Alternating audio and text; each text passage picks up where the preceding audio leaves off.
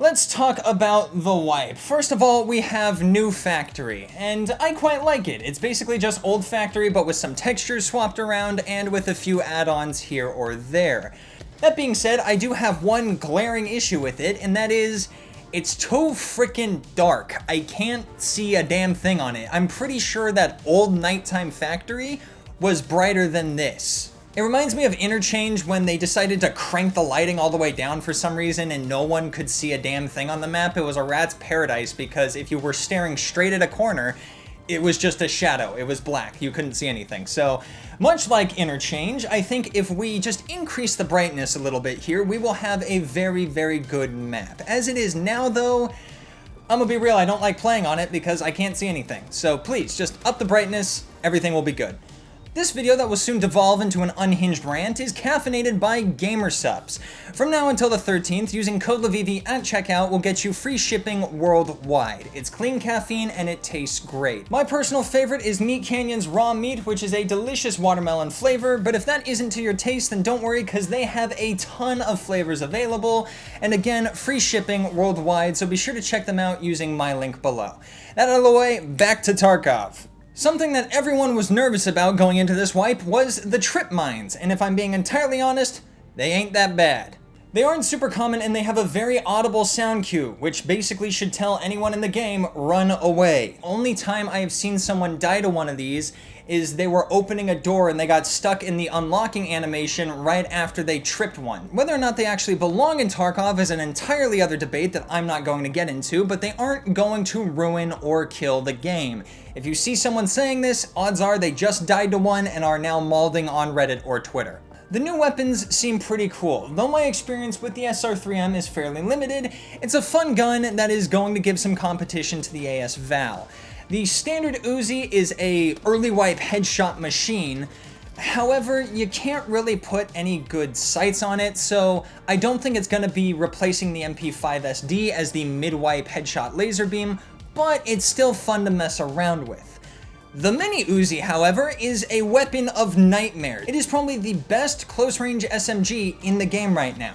It's got an insane rate of fire, it's easy to control, it's cheap, it's easy to mod, it's available early. Basically everything you want in an SMG, the Mini Uzi has it. Even stock when it's in its tiny pistol format, it's still very controllable, making it one of the best backup weapons in the game for snipers. Also, to all the people in the comments section of my wipe video who were educating me with their superior gun knowledge and insulting me for daring to call it the Micro Uzi when it was clearly a Mac 10, scoreboard. The M60 is a meme weapon. It's not great. Sure, there are clips of streamers who are wiping a group of people without letting off the trigger, but need I remind you, that is a highlight, not a common occurrence. The gun is heavy, has no ergo, and has a low rate of fire. In all actuality, an SR25 or an RSAS is going to serve you better in 90% of situations. If you need any confirmation, just look at the flea market. It's a fully automatic 308 that is being sold for about 100K. That's pretty inexpensive compared to the other options.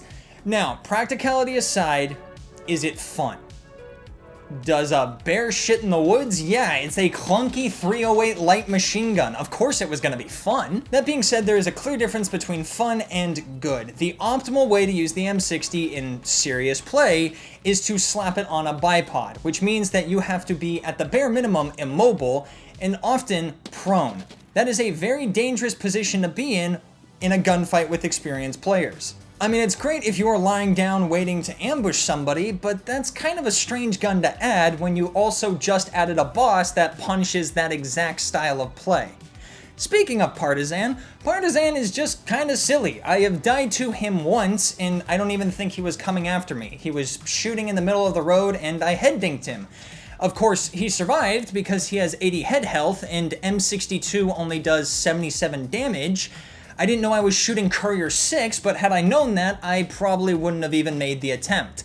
And then he jingled my spurs all the way back to hell. That being said, he ain't that bad. No. The big problem this wipe is literally every other AI in the game. Regular scavs are complete bullshit right now. Seriously, this is probably the worst I have seen them in 5 years. For example, in this clip, I am in the sniper's nest on customs. I'd like to think that I'm pretty well hidden. Now, this scav is getting ready to shoot at me, which is kind of a crazy aggro distance, but you know, whatever, I kill him. And then I start taking shots from behind. As it turns out, there is a scav chilling in the crane yard that is able to see through the barely transparent glass up onto this dark balcony and is just barely missing me. What the hell is this? This is some Sanitar level tomfoolery. Even generic scavs have gained the ability to see through matter specifically to murder you. Hell, they even bust in the All-American baseball team to pitch grenades perfectly at your face. Now, I've heard that scavs received a patch to make them slightly less egregious, but that has not at all been my experience. If there was a change, the knob went from like an 11 to a 10.5. It's not much of an improvement.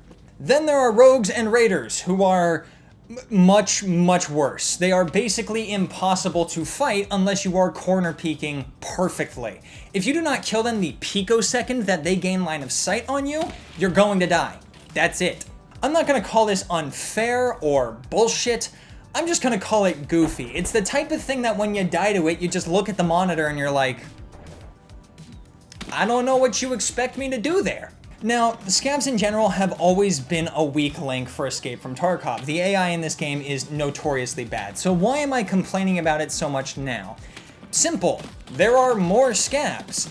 A few wipes ago, dealing with one Terminator scav was manageable, but what do you expect me to do when there are 5 of them stacked on top of each other?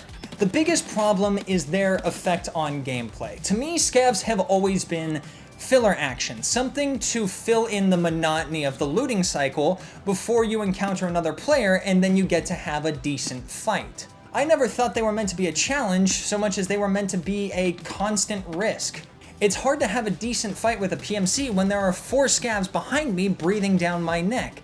I get wounded, I run low on ammo, I get forced out of position, and now I'm the easiest kill in the world for any player that wanders by. Add in the new audio, which makes it basically impossible to hear someone unless they are actively stomping on your ears, and you have the perfect recipe for frustration. The amount of times I have been lining up a kill on a player just to get head tapped out of nowhere by a scav is quite frankly comical. It's hard to enjoy the new content of the wipe when every raid is plagued by frustration from the base enemy you constantly encounter. So yeah, Battlestate, please just tune down the AI, because to be entirely honest, the raids just aren't fun right now. It's very difficult to enjoy the game, even as an experienced player. What makes this so unfortunate is I think the wipe content is good. The new weapons, even if some of them aren't super practical, are at the bare minimum fun. But unfortunately, the scavs just kind of make trying to experience that new content not worth it right now. So yeah, otherwise, thank you so much for watching, especially all the way to the end, and be sure to tune in next week when I reevaluate my position on standard accounts.